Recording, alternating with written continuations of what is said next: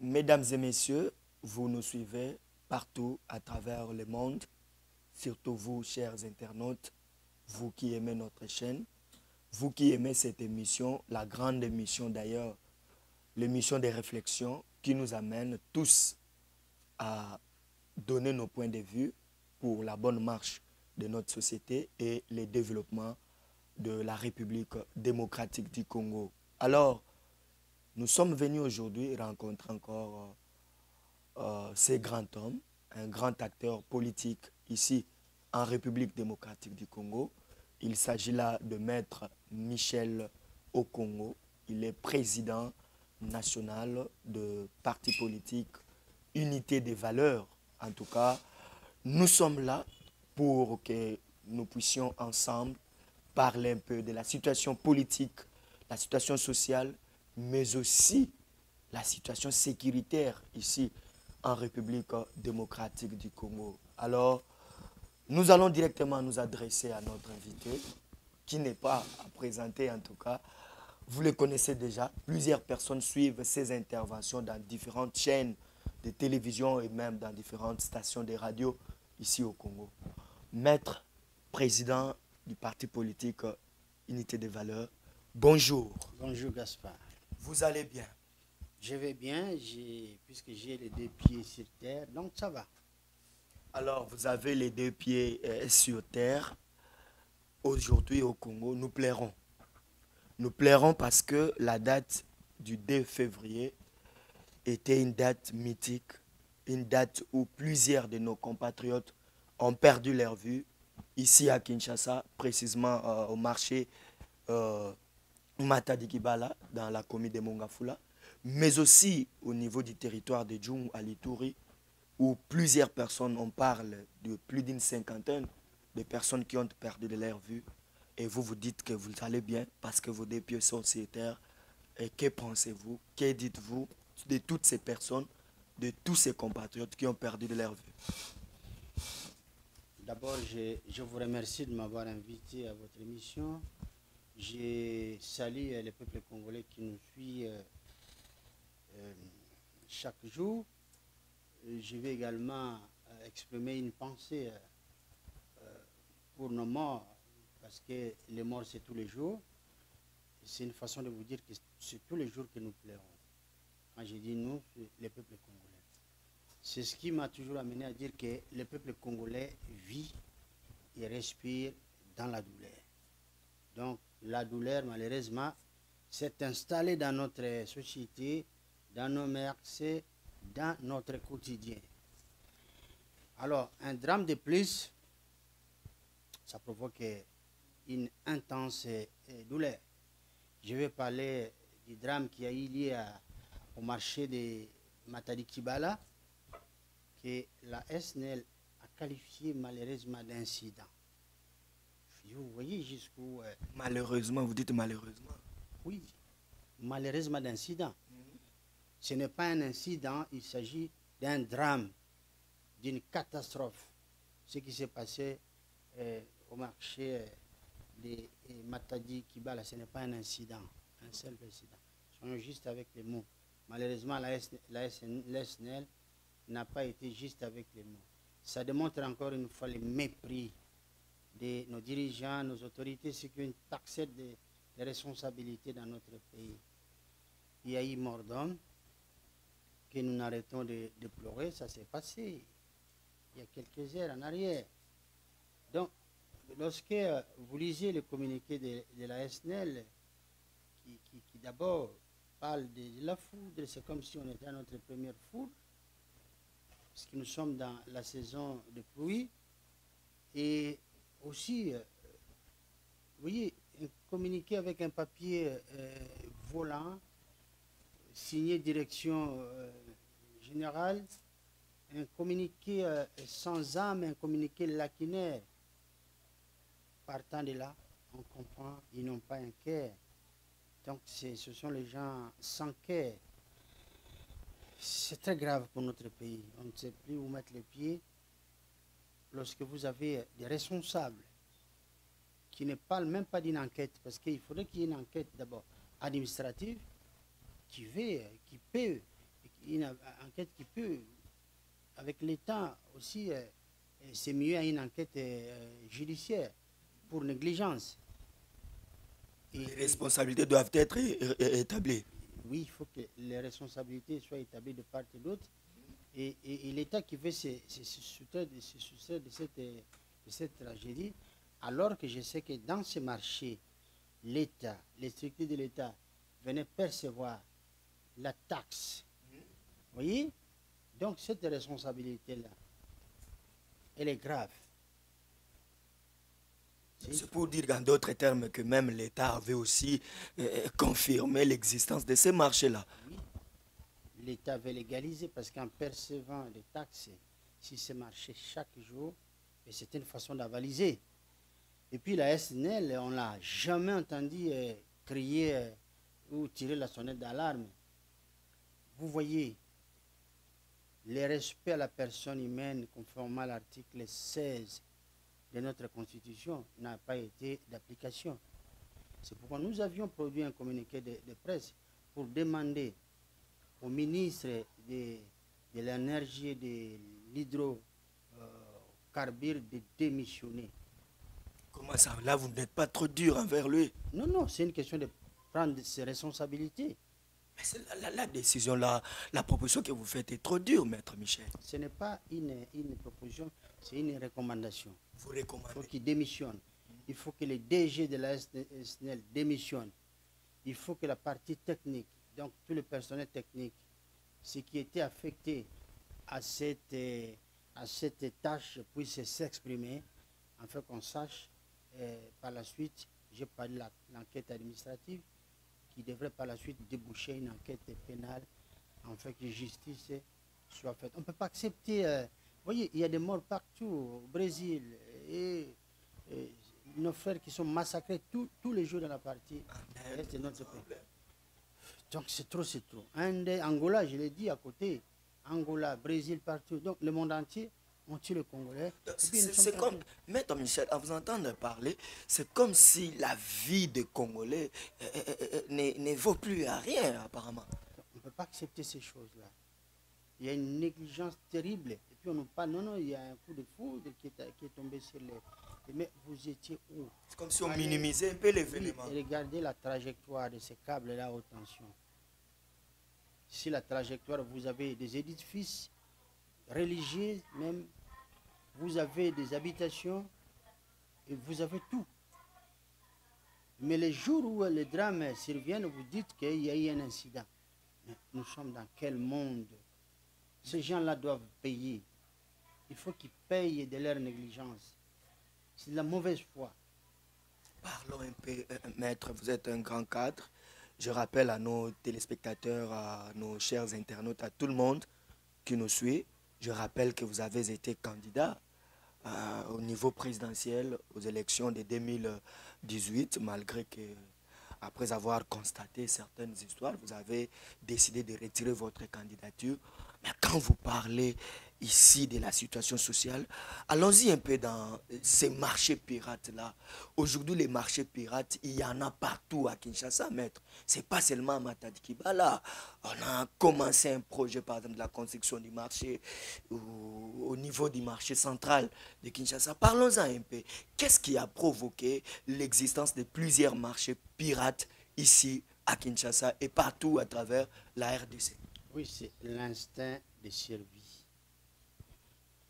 Lorsque vous avez un peuple, plutôt un pays où le taux de chômage est extrêmement élevé et que ces gens-là doivent vivre, nous n'avons aucune sécurité sociale pour permettre aux Congolais de se retrouver. Et puis la suite, c'est quoi? Tout le monde devient commerçant, tant bien que mal. Les gens se débrouillent. C'est ce qui explique qu'aujourd'hui que nous avons des étalages partout. Ça commence par des étalages et au finish, on se retrouve avec des marchés. Mais la responsabilité de l'État est engagée doublement. D'abord, la politique d'emploi chez nous, elle est nulle. Vous avez vu avec l'histoire des poissons, on a donné du travail aux Africains australes, parce qu'il fallait aller commander des poissons. Il y a des gens qui devaient se mettre là-dessus, dans des chalutiers, pour aller effectuer la pêche. Et les personnels qui devaient décharger, l'emballage et tout ça. On a donné du travail aux autres. Pendant que chez nous, zéro. Nous avons des eaux où on peut pêcher. Oui, mais il faut prolonger ma façon de voir les choses. Oui. Le Congo, c'est 4700 km. C'est un fleuve de 4500 et 4700 km de longueur. C'est un fleuve ultra poissonné. Nous avons 126 cours d'eau poissonnés. Nous avons 34 lacs poissonnés. Mais nous avons souhaité aller donner du travail aux autres. C'est de l'irresponsabilité.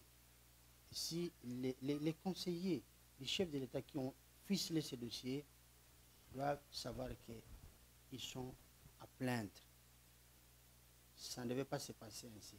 C'est ce qui explique, ils ont donné une mauvaise orientation. Oui, c'est ce qui explique, pour répondre à votre question, le fait qu'il y ait aujourd'hui des marchés partout. C'est l'instinct de survie. Tout le monde doit chercher à survivre.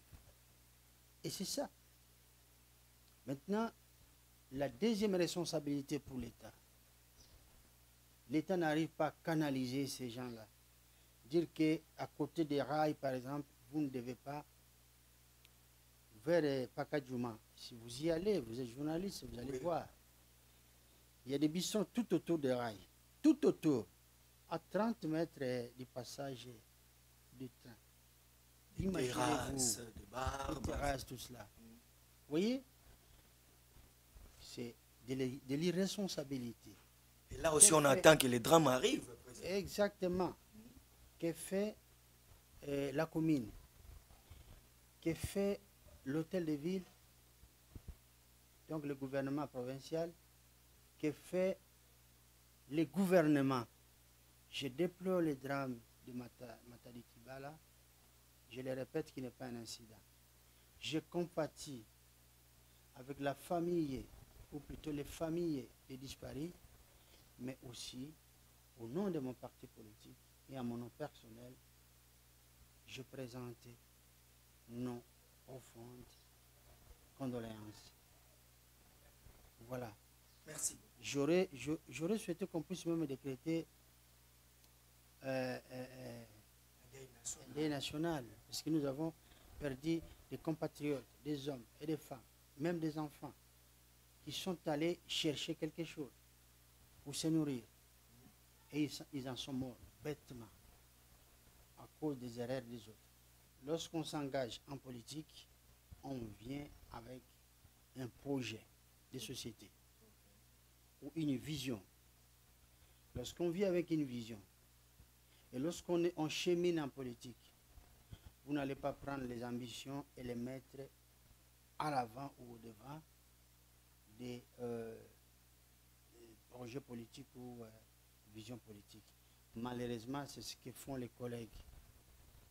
Ils viennent d'abord avec leurs ambitions et puis les programmes politiques, entre guillemets, suivent après.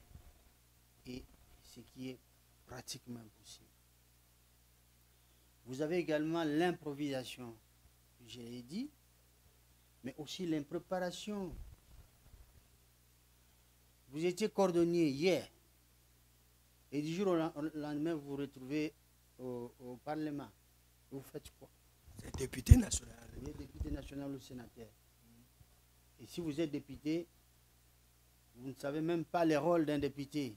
Et qu'est-ce que vous faites à l'hémicycle? C'est pourquoi vous voyez les gens en train de perdre du temps, de se pavaner et dans les salles, de se donner des coups de poing et de présenter un spectacle désolant. Et au-delà de tout cela, ils se disent des représentants du peuple. Vous représentez le peuple à l'hémicycle en train de se donner des coups de poing. Et c'est ça, le peuple va envoyer faire ça. Est-ce que c'est une surprise? Surprise par rapport à quoi? Ça fait partie de cette mauvaise culture. Parce que les gens viennent sans préparation. Ils s'improvisent. Ils se disent que je vais aller, ils appellent ça ligablo. je vais en politique, la politique devient un ligablo. Créer des motions, des pétitions, tout ça. Le mépris de l'espèce humaine, le mépris de l'homme congolais, c'est ce que nous sommes en train de vivre aujourd'hui. Écoutez, il y a de quoi s'arracher les cheveux. Mais nous disons ceci. Le Congo sera relevé par les fils dignes, les fils des filles dignes de ce pays. Ils le feront. Merci beaucoup. Le Congo sera relevé par les fils et filles dignes de cette nation. Maître, alors s'il vous était demandé, en tant que politicien, en tant qu'acteur politique surtout, s'il vous était demandé de faire un petit bilan à mi-chemin de la gouvernance Tshisekedi, aujourd'hui 3 ans déjà, quel bilan donnez-vous à cette gouvernance 3 ans après? Bon, vous savez, pour parler d'un bilan, on doit faire très attention. C'est comme dans le secteur d'éducation. Pour coter quelqu'un, il faut déjà savoir le plafond, il est à combien. Si le plafond est à 20, d'abord si vous ne savez pas où se situe ou à combien se situe le plafond, lorsque vous donnez 6, si c'est 6 sur 10, ça veut dire qu'on a dépassé la moyenne. Et si c'est 6 sur 20, c'est qu'on est en deçà de la moyenne. Vous savez, nous avons un problème, mais on ne nous brandit pas très bien les programmes d'action du gouvernement. Il y a un flou total dans ce que le gouvernement devrait faire chaque année. Et du coup, vous ne savez pas faire un bilan? Ça pose un problème. Ça pose vraiment un problème. Et lorsque vous entendez ceux qui dirigent le pays, tout le monde est dans l'extase. Ils vous disent que ça va. La réjouissance. La réjouissance. Bien, vous imaginez ces gens-là, même si vous donnez aujourd'hui un bilan. Ça ne va pas. Donc ça ne sert à rien. C'est pourquoi j'ai dit, il y aura ce qu'on appelle en football le dernier coup de sifflet. C'est ce jour-là, à la fin des mandats, c'est ce jour-là où les chefs de l'État, qui a eu un mandat électif par rapport à d'autres, par exemple Sama Lukonde n'a pas eu un mandat électif, il a bénéficié de la confiance des chefs de l'État, il s'est fait appeler warrior, à tort ou à raison, il n'en sait rien. Et c'est ce jour-là que le chef de l'État va lui demander des notes, parce qu'après il aura à présenter son bilan, ce que vous demandez, devant la population. Moi, je constate, si le chef vous a dit que le pays est mort, vous voulez qu'on vous donne quel bilan? Allons-y un peu, maître, allons-y un peu, disons un peu quelque chose sur ça. Ça est devenu aujourd'hui comme si une chanson. D'ailleurs, il y a des petits-enfants qui commencent à s'amuser avec cette phrase-là, Mboke Koufa, tout ça. Dites un peu quelque chose. La Bible nous dit que c'est de l'abondance des cœurs qu'on s'exprime, donc la bouche parle. Donc si le chef de l'État a parlé, dans son cœur, j'imagine, donc il y avait cette phrase-là, cette réalité, et qui tournoyait, donc c'est sorti. Est-ce qu'il faut lui faire la guerre pour ça? C'est lui le chef de l'État, le père de la nation, il a parlé. Il a constaté ou bien? Je ne sais pas dire plus, mais j'ai dit tout simplement, il a parlé, nous avons entendu. Et après, lorsqu'on nous demande de faire le bilan, et lui-même il a dit que le pays est mort. Tout le monde, qu'est-ce qu'on va dire? C'est ça la réalité. Et vous êtes c'est ça le bilan. Le bilan est fait par le chef de l'État lui-même. C'est lui le pilote, le capitaine à bord de ce navire Congo. S'il dit que ce navire est pourri, il est mort. Vous pensez que moi j'ai suffisamment d'informations pour le contredire? Moi je constate. Mais dans un aspect républicain, nationaliste, je dis que le Congo n'est pas mort. Mais nous sommes là, nous survivons. On survit. Dans tous les foyers ici, les gens mangent difficilement. Il y a d'autres qui procèdent par la ristourne dans une famille pour savoir qui va manger lundi. Et après lundi, il faut savoir lesquels vont manger, ceux qui ont mangé lundi. Eh bien, ils vont attendre le mercredi. Oui. Dans ces grands Congos, Dans ces grands avec Congos. plus de 80 000 Oui. d'hectares de Oui. terres arables, Oui. avec toutes les eaux que vous avez énumérées ici, Exact. mais les gens mangent à tour de rôle. Oui. C'est concevable. Et en plus, ils mangent quoi? Généralement, ils mangent les ossements des poulets qu'on appelle mycobos. Ça veut dire que, vous voyez les poulets, on enlève la chair, on envoie ça à la charcuterie pour la fabrication, le boudin, tendre au Congolais. Vous voyez comment nous sommes tombés trop bas? Les makoso, les histoires comme ça. Oui, et je vous donne un exemple, le Nigeria. Au Nigeria, il y a plus de 200 millionnaires fabriqués par les Nigériens.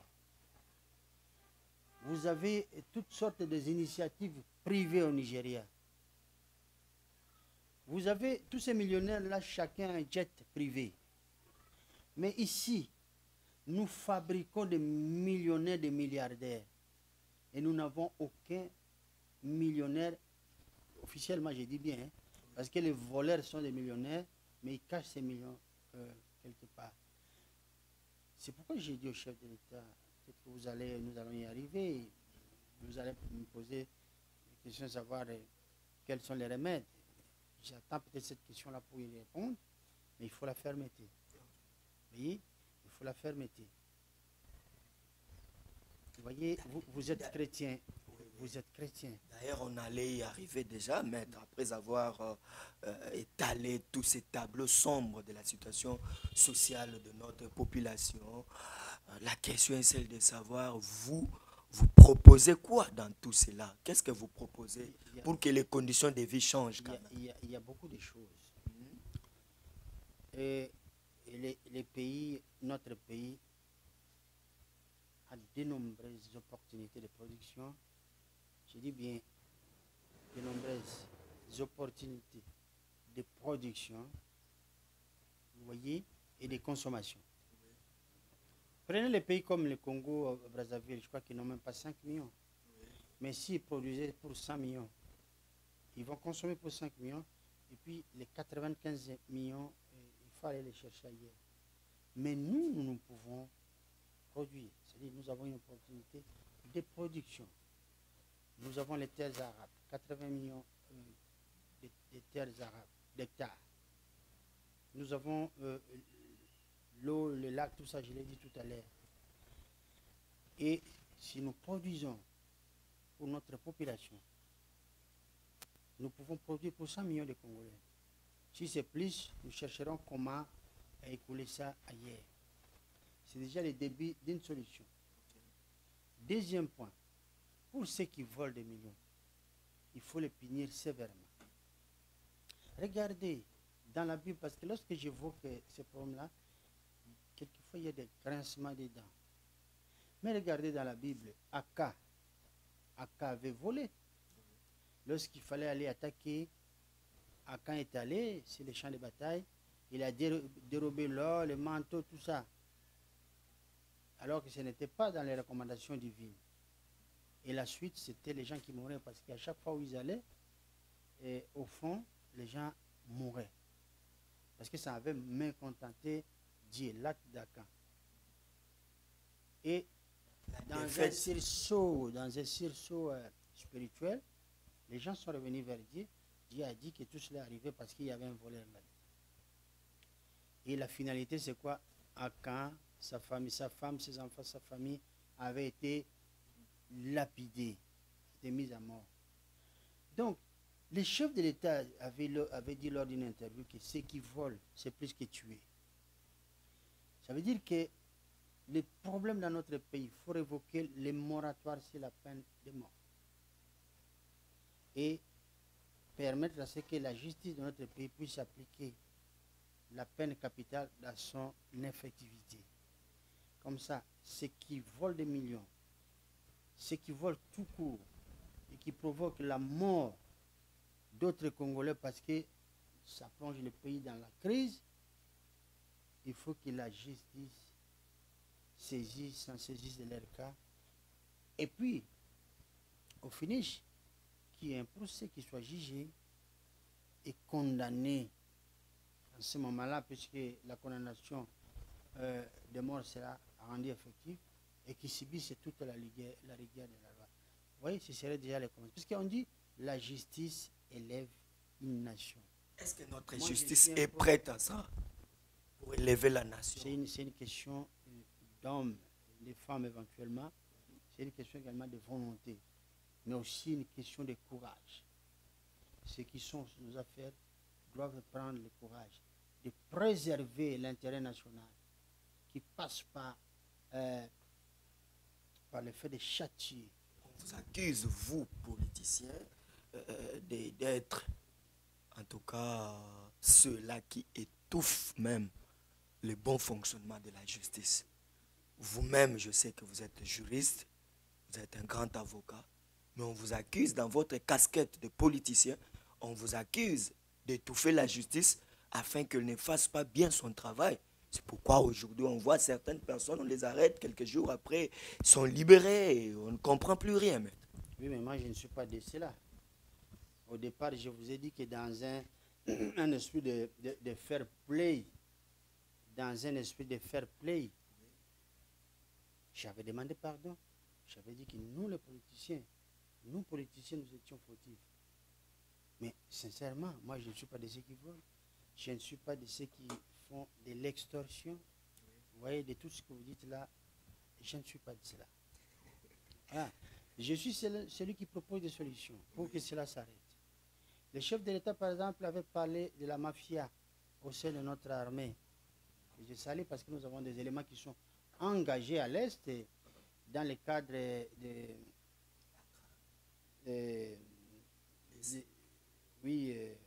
cette mesure état de siège que je salue.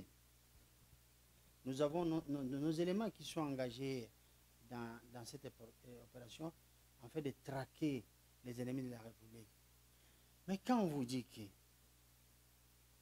au sein de notre armée, il y a des espions qui opèrent au sein de notre armée. Quand je suis le reportage d'un journaliste qui s'est rendu au front et qui est venu porter ce qu'il a vu à l'intention de notre peuple, il vous dit que les éléments n'ont pas la logistique. Et le chef n'a pas réagi comme il se devait. Il faudrait que les têtes tombent. Les têtes devraient tomber. Parce que ceux qui tuent la République, qui sont venus du Rwanda, de l'Ouganda, ne méritent pas d'être dans cette armée-là. À la limite, il faut absolument créer une nouvelle armée. Une armée unifiée. Une armée au commandement unifié et discipliné. Vous voyez, on ne peut pas jouer avec le Congo. Le Congo, c'est un géant. Oui, ça me met mal à l'aise quand je vois que... Quand on parle de la situation sécuritaire, c'est comme si là, ça vous pique directement. Oui, ça me met dans tous mes états. Il faut qu'on arrête ça. On ne peut pas jouer avec la vie d'une nation. On ne peut pas non plus jouer avec la vie des Congolais. Oui, c'est cette question qui relève d'une question de la souveraineté. J'ai demandé au chef de l'État d'être ferme. On n'a pas parlé. Je lui ai adressé une lettre ouverte avec beaucoup de recommandations. Par rapport à la situation sécuritaire? Non, par rapport à la situation dans l'ensemble. Okay. Ce sont des choses que nous sommes en train d'évoquer ici. Okay. Je suis désolé, j'aurais dû commencer par là, vous donner un exemplaire. Okay. Donc, moi, je ne suis pas de ces politiciens-là qui viennent pour voler. Moi j'ai un métier, j'en ai plusieurs d'ailleurs. Je suis avocat de profession. Et j'ai exercé pendant plusieurs années en Suisse. Oui. J'ai travaillé dans d'autres cabinets. Au finish, j'ai ouvert mon propre cabinet. J'ai travaillé pour le compte des Nations Unies. J'étais dans ICAT. J'ai travaillé à Genève. J'ai travaillé à Hambourg, à Cologne, en Allemagne. Donc, vous voyez, et moi, je ne viens pas chercher de l'argent. Je m'engage à la politique. Oui, l'ouvrier mérite son salaire. Si aujourd'hui le pays marchait très bien, eh bien, moi, j'aurais un travail officiel. Et je serais contrôlé. Alors, quand vous parlez comme ça, vous parlez comme ça aujourd'hui, ça me donne d'ailleurs une idée. Vous avez parlé de la situation de l'Est, de la situation sécuritaire dans son ensemble. Quand vous parlez comme ça, vous parlez en tant qu'opposant, en tant que vous êtes au pouvoir, Ou c'est quoi? Quelle est un peu votre position? Parce qu'aujourd'hui, il y a un problème de positionnement avec nos politiciens. Non, non, non. Oui. Non. Dites-nous la vérité. Non, il ne faut pas voir les choses de cette manière-là. Dites-nous la vérité. Qui aime bien, châtie bien. Mais moi, je ne suis pas là pour châtier. La République, donc le Congo, nous appartient à tous. Lorsque nous avons un de nôtres, donc je parle de nos compatriotes, un de nos compatriotes qui ose affaires, qui est président de la République, qui est premier ministre, bien, les rôles, c'est quoi? C'est d'œuvrer pour protéger la République, la population et pour l'émergence de notre pays. Lorsqu'on voit que les choses ne se passent pas telles que voulu, et qu'à ce moment-là, on se met à lancer un cri d'alarme, on devient opposant? Non, on n'est pas opposant. Je n'ai aucune raison de refaire l'opposition parce que j'ai combattu Mobutu, j'ai combattu Laurent Désiré Kabila, j'ai combattu Kabila Kabange Joseph. Vous l'avez combattu? C'est ce que j'ai combattu le système. Vous l'avez combattu? Ah, le système. J'ai combattu le système du temps de Mobutu. Vous n'étiez pas dans le système? Non, je n'étais pas dans le système. Du temps de Mobutu, du temps de Laurent Désiré Kabila, du temps de Kabange Joseph Kabila. J'ai combattu ce système. Mais aujourd'hui que l'ancienne opposition est au pouvoir, vous voulez que je puisse continuer à combattre les collègues? Là, vous encadrez maintenant les pouvoirs. Je ne dis pas que j'encadre.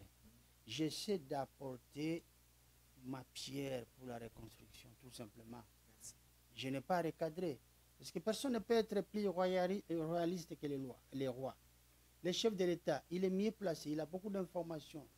L'encadrement dont je parlais, c'est la conservation du pouvoir, comme c'est l'ancienne opposition. Oui, pas dans ce sens-là. Moi, je suis un nationaliste et puis un républicain. Je peux faire comme Mitterrand avait fait avec Chirac. Mitterrand était de gauche, Chirac était de droite. Mitterrand avait compris qu'à gauche, il n'y avait personne. Mais il a cédé le pouvoir à la droite. Vous voyez? Moi, c'est le Congo qui m'intéresse. Mais si vous êtes de l'opposition, si vous ne voulez pas travailler pour l'intérêt national, je ne dis pas que je vais vous combattre. Je vais essayer de lancer des signaux d'alarme. Mais en ce moment-là, si vous pensez que c'est une opposition, vous aurez tort. Maître, nous sommes arrivés vraiment à la fin de notre entretien. Une dernière parole peut-être qui vous monte au cœur, pour lequel nous n'avons pas posé une question. Quelque chose qui vous vient en tête comme ça, par rapport à la bonne marche de notre pays. De pleurnicher et être à même de relever les défis. Nous sommes vivants. Et ceux qui s'hasardent à prendre un seul centimètre de notre territoire, ils se mettent en tête que nous allons les combattre, nous allons résister. Et après nous, ce seront nos enfants et nos petits-enfants qui les feront. Et gare, parce que demain nous pourrions, chose exercer, ce qu'on appelle l'expédition punitive, pour renvoyer aussi la souffrance d'où elle est partie. Voilà les mots de la fin. Merci beaucoup, maître. C'est vraiment un cœur républicain qui a parlé. Mesdames et messieurs, vous avez suivi. Vraiment aucun commentaire à faire. L'intervention était tellement pertinente. Le Congo est nôtre. Nous devons travailler tous, que chacun apporte sa pierre dans l'édifice afin que nous puissions relever ce grand Congo au cœur d'Afrique et que demain après demain, l'on parle du Congo d'une autre manière par rapport à celle qu'on utilise aujourd'hui. Merci, restez branchés sur notre chaîne. Nous remercions Maître Michel Okongo. C'est moi qui vous remercie. Merci beaucoup. Merci à ma grande équipe Gloire NAC qui était au four et au moulin pour la réalisation de cette grande émission Mon Idée. Merci aussi à tous les collaborateurs du président Michel Okongo qui étaient ici à côté de nous. Donc nous ne savons pas citer les noms de tout un chacun, mais vous étiez là pour assister à cette grande émission. Merci à vous. Merci à tous les partis politiques Unité des valeurs. Merci à toutes les autorités. Merci à toute la population. Restez branchés et abonnez-vous massivement. Vous aurez toujours de belles analyses. Merci.